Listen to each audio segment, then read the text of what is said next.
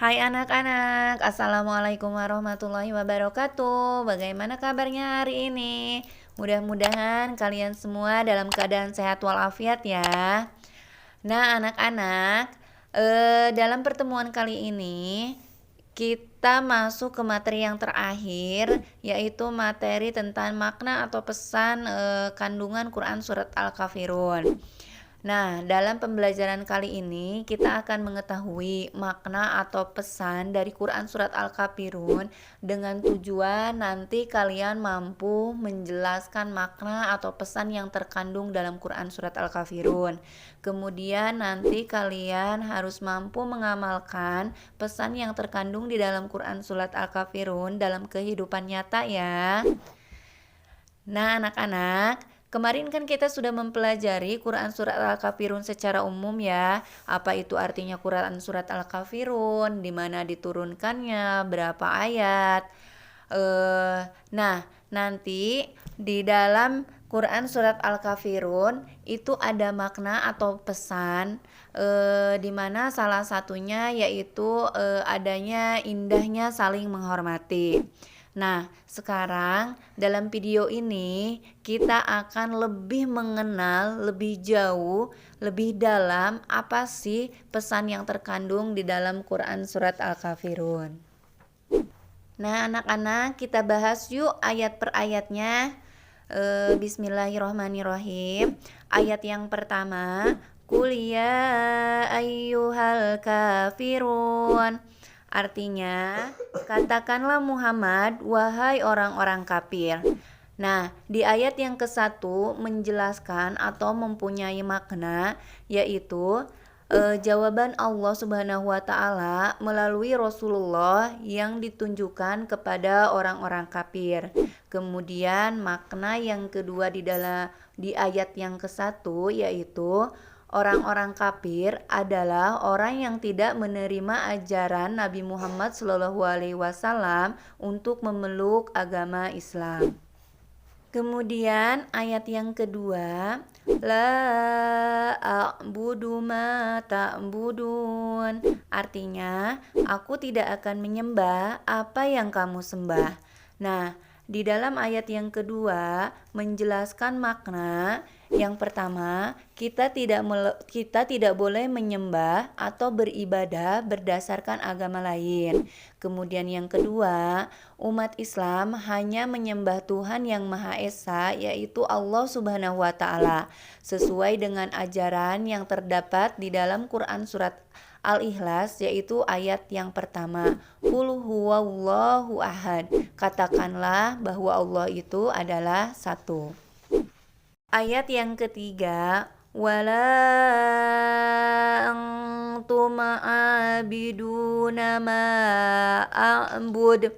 Artinya, dan kamu bukan penyembah apa yang aku sembah. Di dalam ayat yang ketiga menjelaskan atau memiliki makna bahwa begitu juga bahwa orang-orang kafir mereka tidak melakukan peribadatan sesuai dengan apa yang dilakukan oleh orang-orang Islam.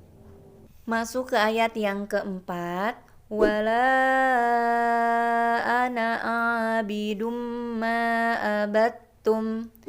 Artinya, dan aku tidak pernah menjadi penyembah apa yang kamu sembah.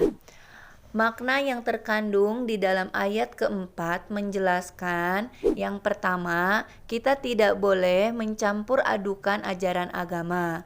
Kemudian yang kedua, kita sebagai umat Islam, kita harus menjalankan ibadah sesuai dengan tuntunan Islam yang dicontohkan oleh Rasulullah. Ayat yang kelima, wala antum abiduna ma a'bud.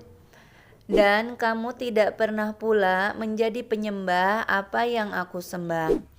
Di dalam ayat yang kelima menjelaskan, begitu juga bahwa orang-orang kafir mereka tidak bisa melakukan peribadatan sesuai dengan apa yang dilakukan oleh umat Islam. Dan ayat yang keenam yaitu ayat yang terakhir, lakum dinukum waliyadin, yang artinya untukmu agamamu dan untukku agamaku. Makna yang terkandung di dalam ayat yang ke-6 menjelaskan kita harus menghormati ajaran agama yang dianut oleh mereka yang berbeda agama dengan kita.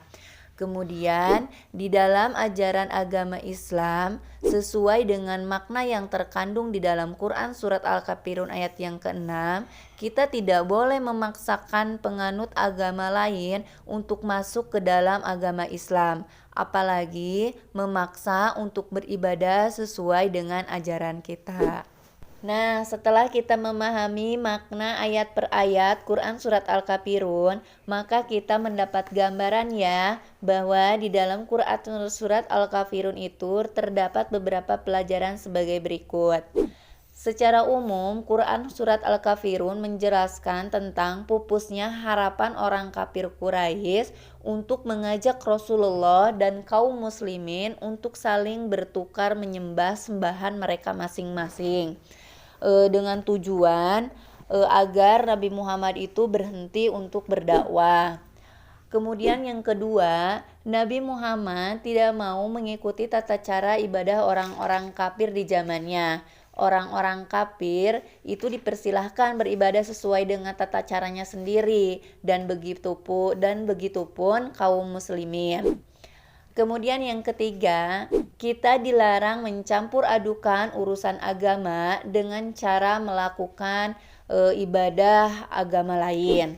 Nah, yang keempat, kita harus benar-benar mengesahkan Allah dan dilarang berbuat syirik ya. Syirik itu yaitu menyembah selain Allah.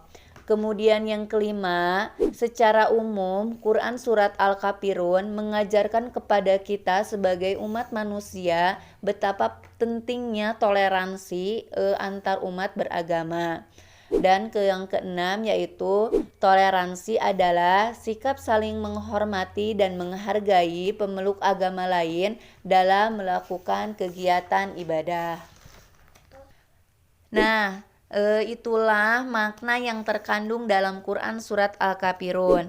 Mudah-mudahan setelah kalian belajar tentang makna Quran Surat Al-Kafirun, kalian semakin istiqomah memegang teguh keimanan kalian untuk selalu menyembah dan mengimani keesaan Allah Subhanahu wa taala.